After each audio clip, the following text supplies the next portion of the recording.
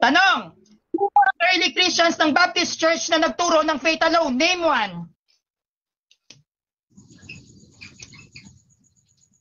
Time stop mo na. Pakiulit po yung tanong, medyo nag-choppy po.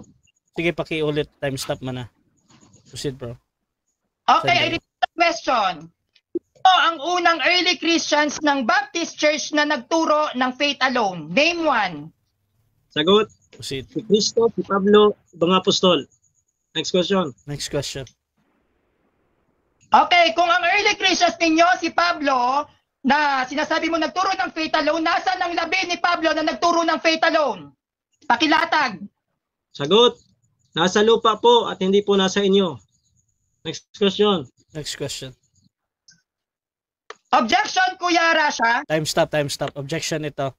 Anong objection natin? Negative? Nasaan ang libingan ni Pablo na sinasabi niyang early Christians nila si Pablo na nagturo ng faith alone? Nasaan? Okay. Asang lugar? Okay, I think yung objection mo, doon lang yan sa kanina na tanong saan. So, ang sagot nga ni Jan is nasa lupa. At okay yun na sagot niya. So, kung itatanong mo yan ulit, i-on ko yung ating timer. Kaya kita pinapastop ba? So, proceed ka muna sa next question, bro.